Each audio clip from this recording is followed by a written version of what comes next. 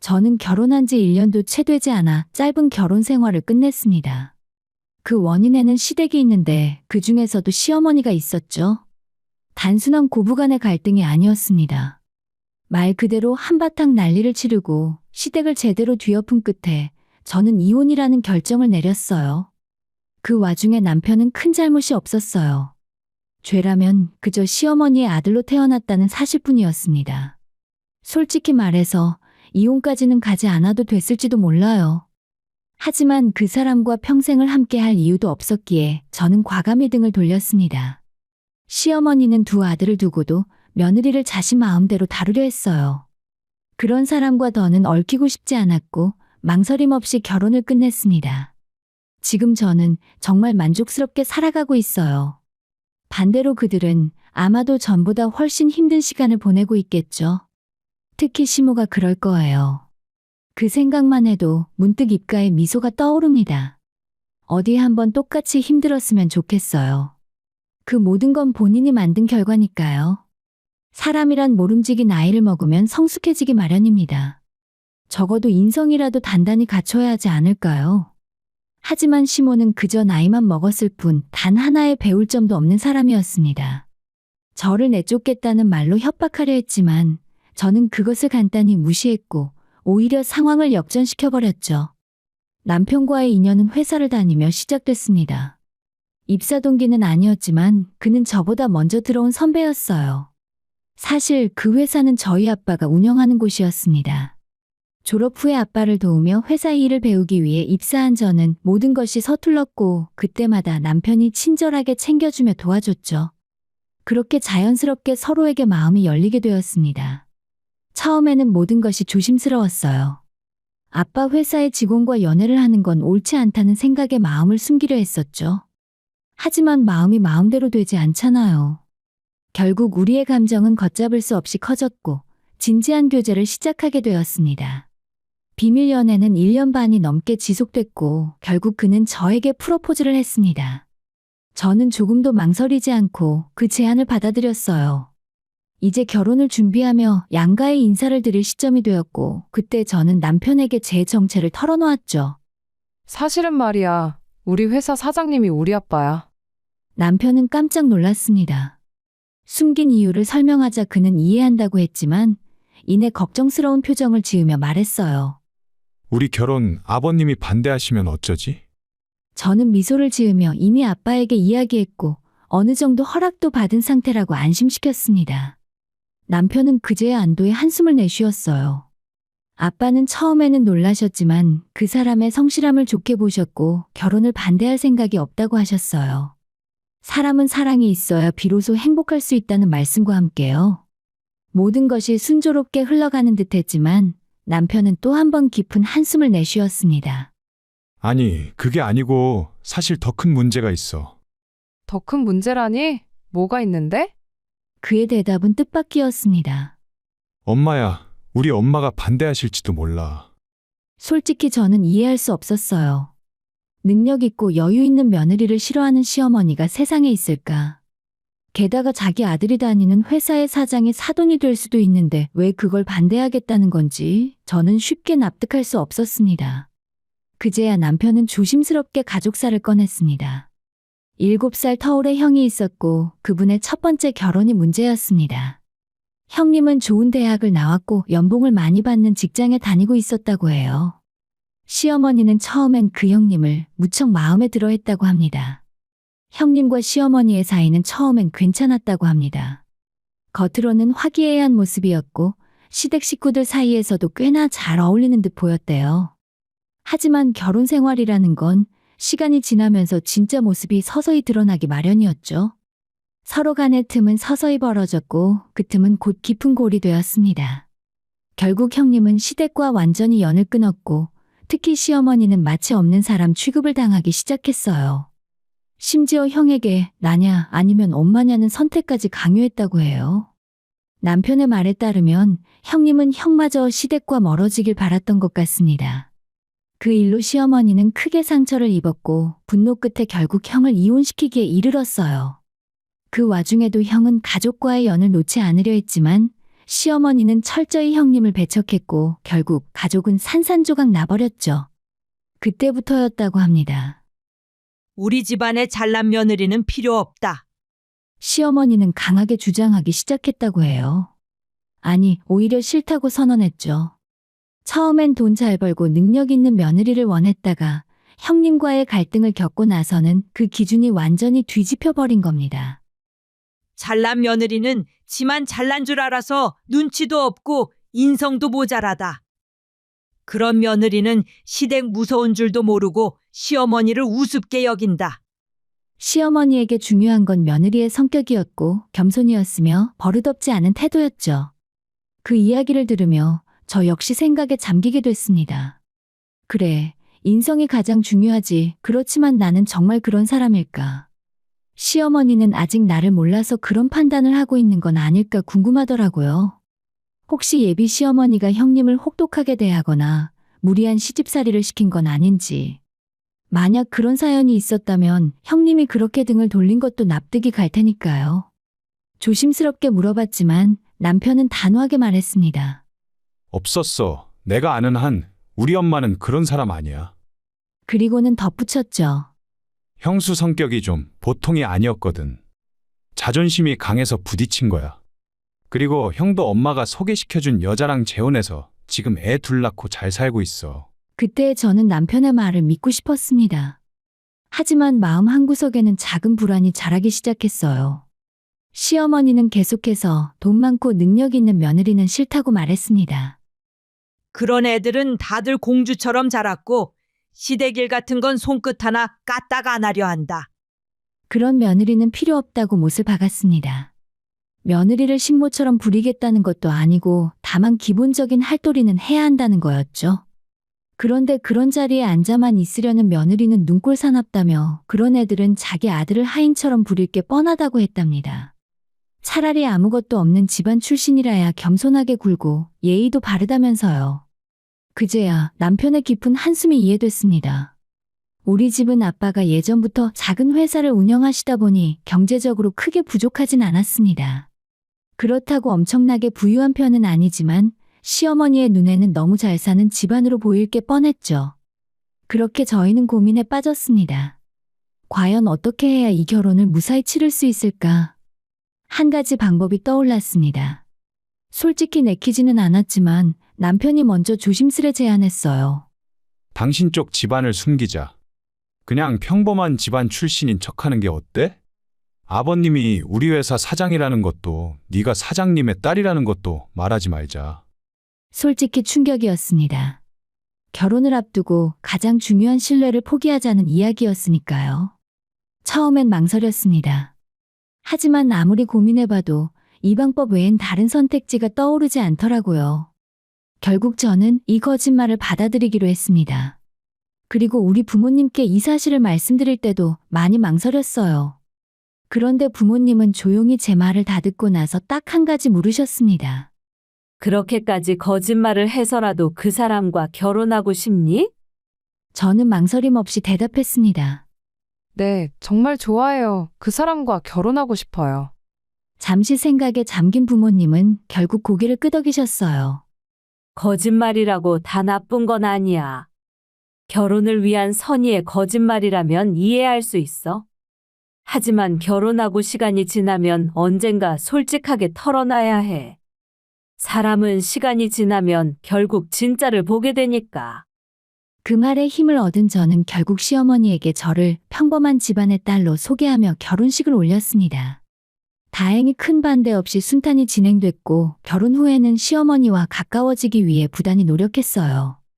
시댁에도 자주 찾아가고 시어머니에게 먼저 연락도 드리고 함께하는 시간을 늘리려고 애썼습니다. 그런데 저는 그 노력의 끝에서 시어머니의 진짜 얼굴을 마주하게 되었습니다. 시댁에 자주 가면서 제가 가장 먼저 깨달은 건 형님을 향한 시어머니의 태도였어요. 그날은 평범한 하루였습니다. 남편과 함께 퇴근하면서 오늘은 시댁에 들러 저녁이나 함께 먹자고 했죠. 별다른 일 없이 따뜻한 식탁을 기대하며 조심스레 시댁 현관 앞으로 다가갔습니다. 그런데 그 순간 믿을 수 없는 장면이 제 눈앞에 펼쳐졌습니다. 형님이 시댁 문 앞에서 무릎을 꿇은 채 엉엉 울고 있는 것이었어요. 손으로 문을 두드리며 울부짖는 형님의 모습은 말 그대로 절박함 그 자체였어요. 울음소리에는 억눌린 슬픔이 그대로 묻어났고 저는 너무 놀라서 말도 나오지 않았습니다. 남편도 그 광경에 멈칫했지만 저는 먼저 형님에게 달려갔습니다. 형님, 여기서 왜 이러고 계세요? 무슨 일이에요? 형님은 제 손을 붙잡고 흐느끼며 말했습니다. 문을 안 열어주셔. 어머님이 아예 문을 잠가버렸어. 말을 다 하지 않아도 상황은 짐작할 수 있었습니다. 형님은 시어머니에게 집 밖으로 쫓겨난 거였어요. 말 그대로 감정이 상했다는 이유 하나로 며느리를 문 앞에 무릎 꿇게 만든 겁니다. 형님은 그날 시어머니와 작은 말다툼을 했다고 했어요. 별일 아닌 아주 사소한 일 때문이었습니다. 청소기 선을 제대로 정리하지 않았다는 이유였어요. 시어머니는 그걸 빌미로 형님에게 버릇이 없다고 호통을 쳤고 형님은 억울해도 입을 꾹 다문 채 죄송하다고 말했답니다. 하지만 시어머니는 거기서 멈추지 않았어요. 오늘 밤은 이 집에 못 들어온다. 나가! 이렇게 말하고는 형님을 쫓아내 버린 것이었습니다. 형님은 잠시 근처를 맴돌다 다시 돌아왔고 혹시나 마음이 풀리셨을까 싶어 문 앞에서 기다리다가 열리지 않는 현관문에 그만 눈물을 터뜨리고 말았던 거죠. 그 모습을 본 저는 분노와 안타까움이 뒤섞인 감정을 느꼈습니다. 누가 봐도 상식 밖의 일이었어요. 아무리 가족 간의 갈등이라지만 이렇게까지 해도 되는 걸까요?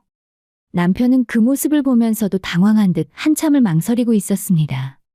결국 제가 먼저 인터폰을 눌렀어요.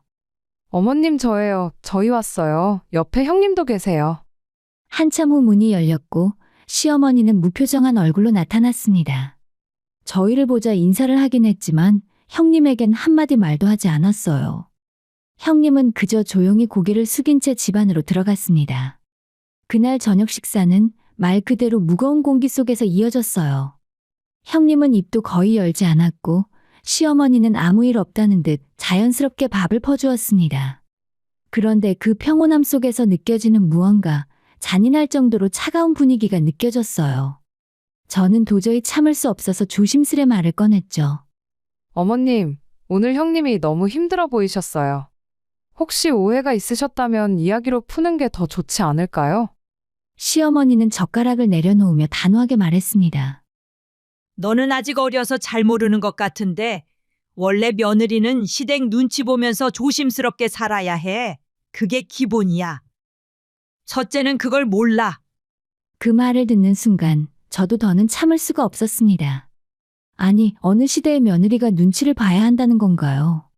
형님은 아무 말 없이 고개만 숙이고 있었고 남편은 결국 제 눈치를 보다가 젓가락을 놓으며 조용히 형님의 편을 들어주었습니다. 엄마, 형수님이 뭐 그렇게 큰 잘못을 했다고 그래? 하지만 시어머니는 흔들리지 않았습니다. 이 집은 내가 지켜온 집이야. 내 방식이 있어. 너희들은 아직 몰라. 그날 저녁 저는 많은 걸 깨달았습니다. 시어머니는 절대 변하지 않을 사람이었어요. 아니, 자신의 고집과 편견 안에 스스로를 가둔 사람이었습니다. 형님은 그렇게 하루하루를 견디며 살고 있었던 거예요. 그 모습을 지켜보는 저는 내가 시어머니에게 기대했던 모든 희망이 틀렸다는 걸 서서히 인정해야 했습니다. 형님에게 따뜻하게 다가가려 했던 저희 노력도 시어머니와 좋은 관계를 만들고자 했던 저희 진심도 모두 부질없는 것이었을지도 모른다는 생각이 들기 시작했죠. 그날 이후 저는 마음을 정리하기 시작했습니다. 이 집안과의 인연은 어쩌면 저에게도 상처만 남길지도 모른다는 강한 예감이 들었기 때문이에요. 그리고 얼마 후 시댁에 찾아갔을 때 또다시 비슷한 장면을 보게 되었습니다. 어머니, 제발 문 좀 열어주세요. 제가 잘못했어요. 다시는 안 그럴게요. 그러니까 제발. 형님의 울먹이는 목소리가 바람처럼 흔들리며 아파트 복도 안을 가득 메우고 있었습니다. 시댁문 앞에 차가운 콘크리트 바닥 위에 무릎을 꿇고 형님은 자신의 물건이 담긴 가방을 곁에 두고 애원하고 있었어요. 그 모습은 솔직히 사람의 자존심이 어디까지 짓밟힐 수 있는지를 적나라하게 보여주고 있었습니다. 형님, 일어나세요. 왜 여기서 또 이러고 계세요? 저는 다급히 달려가 형님의 팔을 잡고 그분을 일으켜 세웠습니다.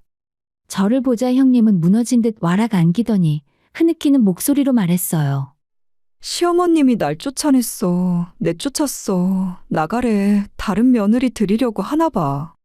형님의 눈에는 공포와 분노, 그리고 무엇보다 깊은 상실감이 뒤섞여 있었습니다.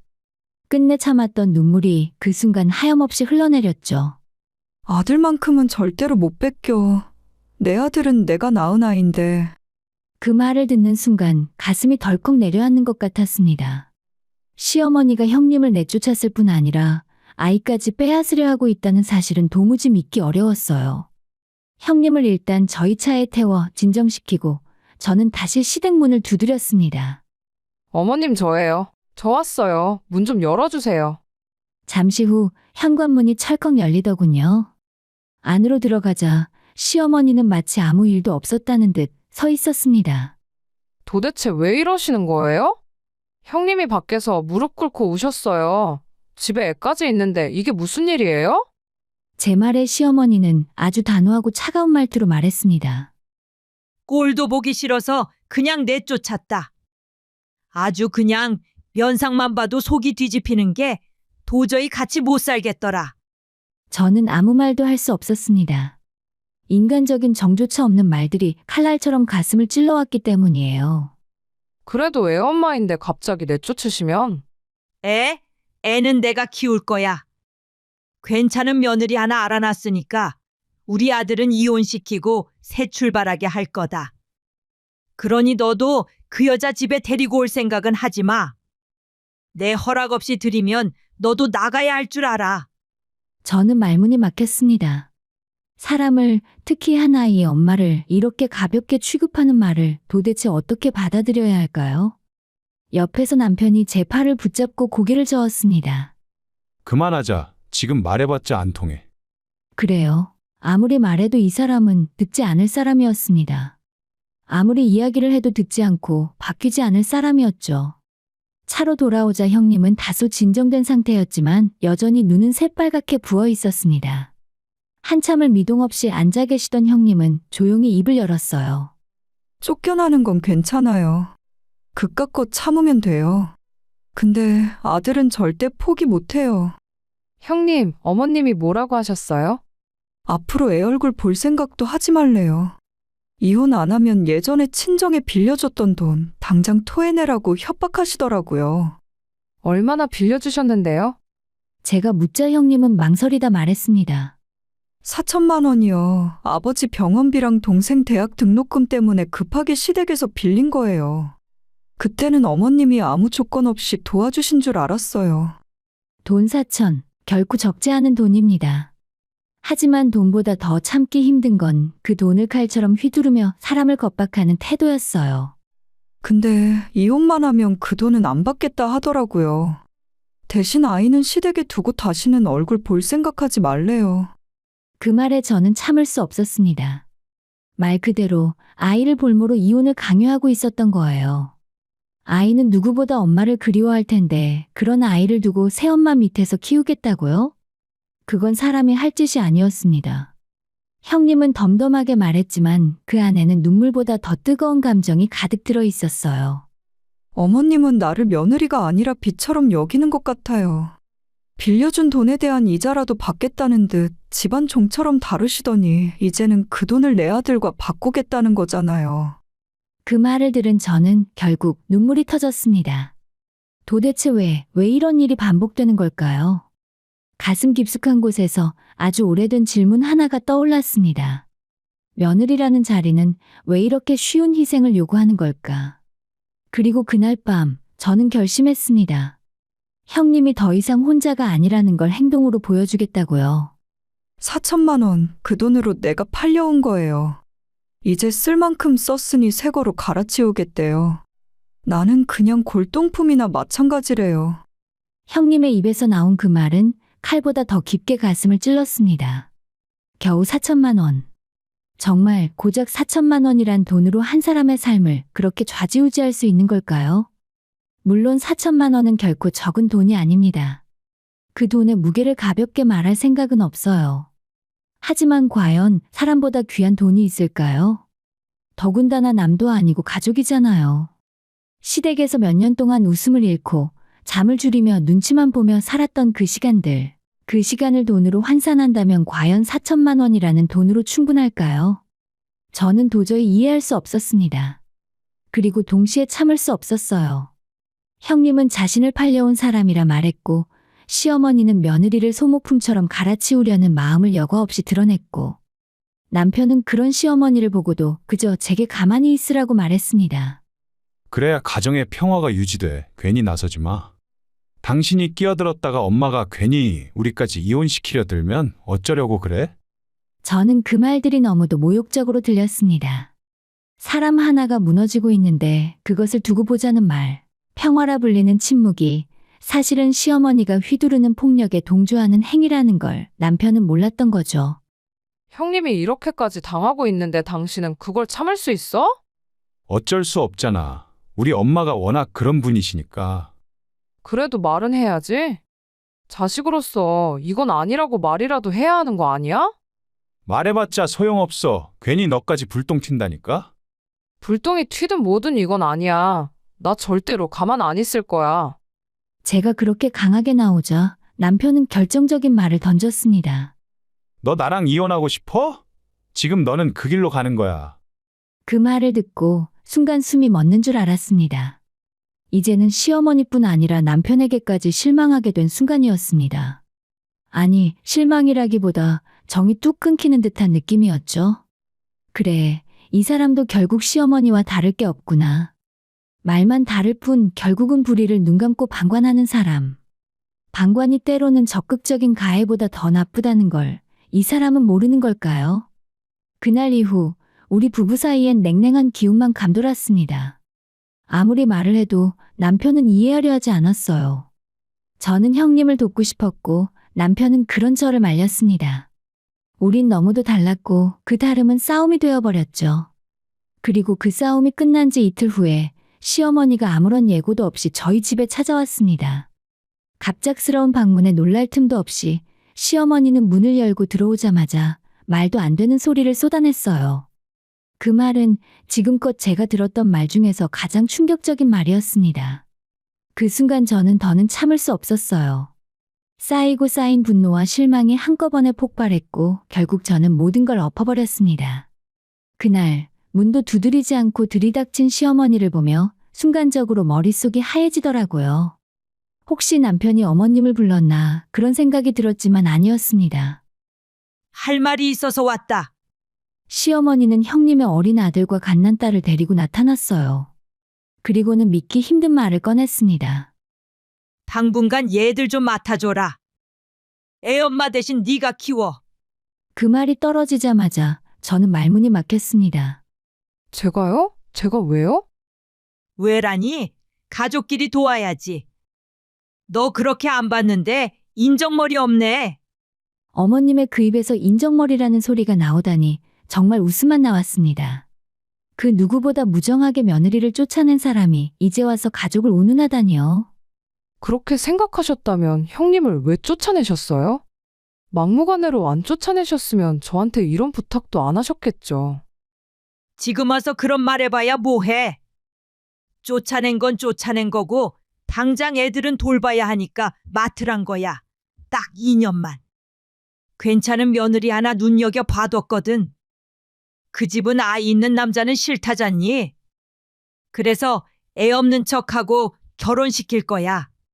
이쯤 되니 사람이 아니라 완전히 계산기를 보는 기분이었습니다. 아이들은 그저 거래 대상이었고 어머님에게 형님은 사용기한이 지난 골동품이었어요. 그럼 나중에 그 여자분이 아이들 정체를 알면요? 애들은 싫다고 그러면요? 그땐 어쩔 수 없지. 근데 결혼해서 자기 애 낳고 그러면 어차피 빼도 박도 못해. 돈도 좀 쥐어주면 찍소리도 못할 거야. 첫째도 그렇게 살았잖니. 그 순간 저는 전율이 올라왔습니다. 이게 사람 입에서 나올 말인가요? 그건 사기예요. 아이들을 속이고 상대방을 속이고 가족을 파는 거잖아요. 말 좀 곱게 해라. 너도 쫓겨나고 싶냐? 이쯤 되니 시어머니는 본색을 드러냈습니다. 뒤에서 첫째 편 들고 돌아다니는 거 다 알아. 내가 그동안 마음에 안 들어도 왜 참았을 것 같아? 그래도 네가 돈 몇 푼은 벌어올 줄 아니까 그런 거야. 감히 그 은혜도 모르고 어디서 반항질이야. 너도 똑같이 만들어줄까? 그 말을 듣고 있는데 눈에선 불꽃이 일고 머릿속은 점점 맑아졌습니다. 아, 이젠 정말 끝내야겠다. 그 길로 저는 아이들을 데리고 형님이 있는 곳으로 향했고 함께 변호사를 찾아가서 이혼 준비에 들어갔습니다. 그리고 친정아빠께 조심스레 말씀드렸어요. 아빠 죄송해요. 딸이 이혼한다는 말 드려서. 그런데 더 늦기 전에 제 인생을 바로잡고 싶어요. 아빠는 깊은 한숨 끝에 말씀하셨습니다. 그래, 그런 집이라면 네 뜻대로 해라. 아빠는 네 편이야. 그 다음 날 남편은 회사에서 해고됐습니다.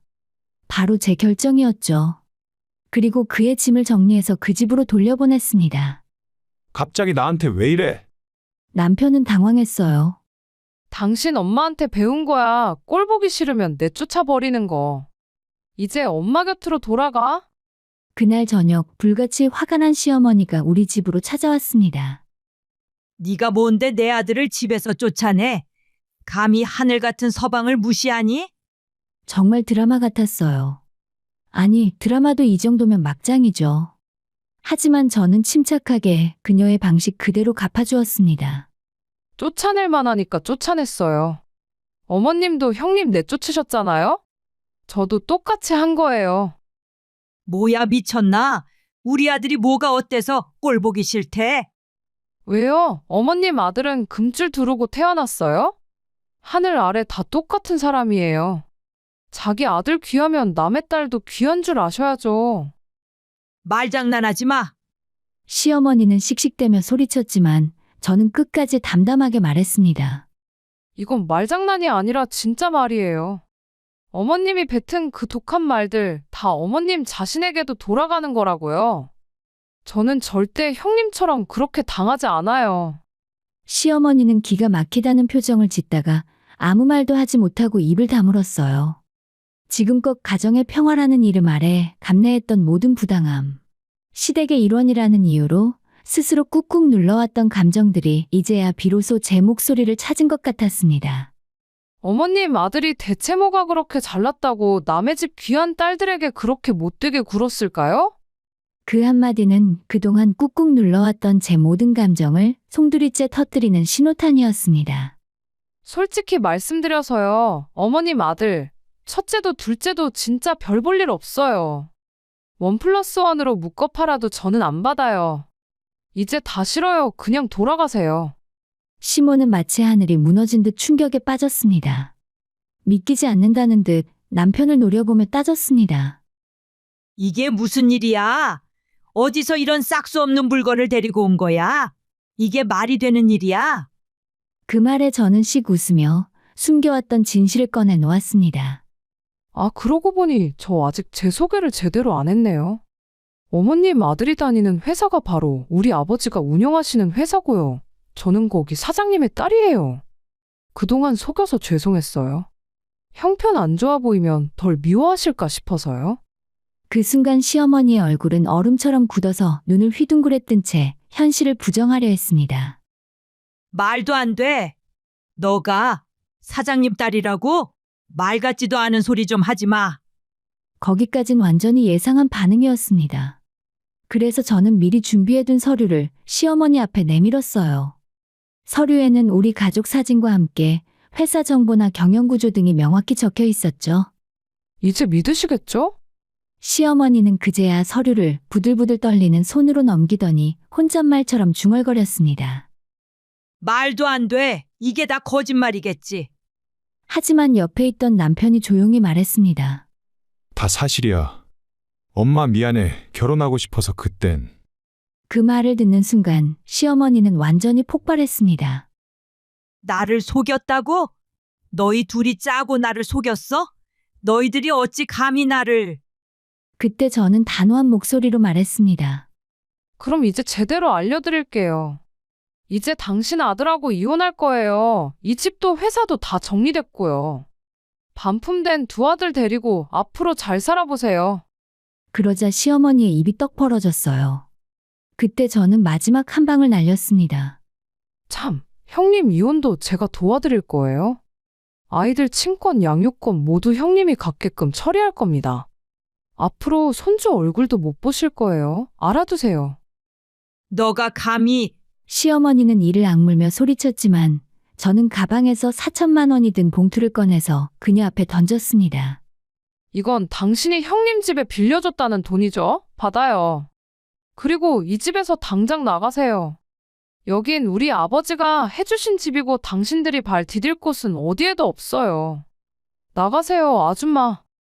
뭐야? 아줌마라니? 너 말 다 했어? 맞아요. 이젠 저한테 어머님도 뭣도 아니니까요. 그냥 아줌마예요. 어쨌든 당신이 형님한테 했던 그 방식 그대로 돌려드리는 겁니다. 그 순간 시어머니는 저에게 달려들려 했지만 단호하게 경고했어요. 더 다가오시면 정식으로 폭행 및 협박죄로 고소하겠습니다. 결국 시어머니는 남편 손에 이끌려 허둥지둥 나갔습니다.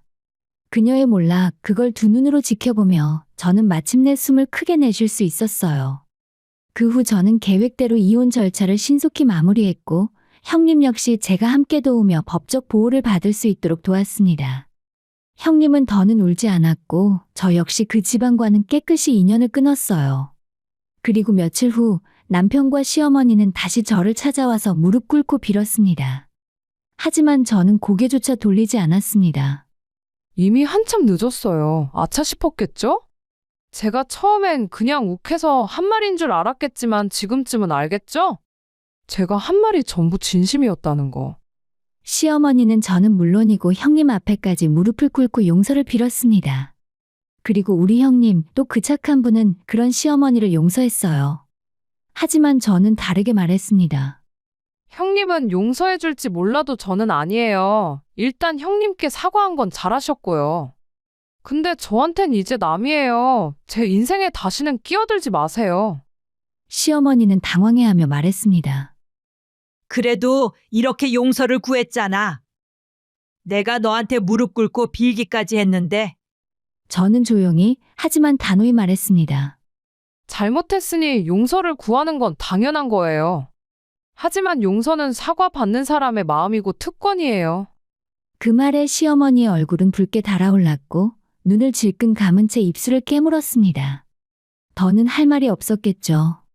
그날 이후 저는 누구의 며느리도 누구의 딸도 아닌 나 자신으로 살아가고 있습니다.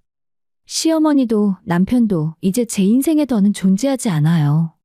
형님도 이제는 웃을 수 있게 되었고 아이들도 잘 지내고 있습니다. 시어머니는 결국 있는 집 며느리도 남의 집 귀한 딸도 못 얻었어요. 세상은 그렇게 만만하지 않다는 걸 그녀도 이제는 알았을 겁니다. 평소 같았으면 머리끄덩이 잡고 한판 벌였을 시어머니였지만 이젠 그렇게 할 수도 없는 처지였는지 그날 그녀는 꾹 참으며 눈빛만 이글이글 타올랐습니다. 그걸 보니 참 고소한 기분이 들더라고요. 모든 걸 다 가졌다고 착각했던 그녀는 사실은 아무것도 가진 게 없었다는 걸 이제야 깨달은 것 같았습니다. 그날 이후로 형님과 저는 진짜 가족이 된 것 같아요. 형님은 요즘도 저를 보면 매번 똑같은 말을 합니다. 네가 없었으면 난 진작 무너졌을 거야. 정말 고마워. 그리고 나중에 꼭 이 은혜는 갚을게. 언니 그런 말 마요. 갚을 생각은 말고 그저 아이들과 행복하게 당당하게 살면 돼요. 이제 우리는 진짜 행복해질 일만 남았습니다. 우리를 짓밟으려 했던 그 과거를 딛고 꿋꿋이 밝게 웃으며 살아갈 겁니다.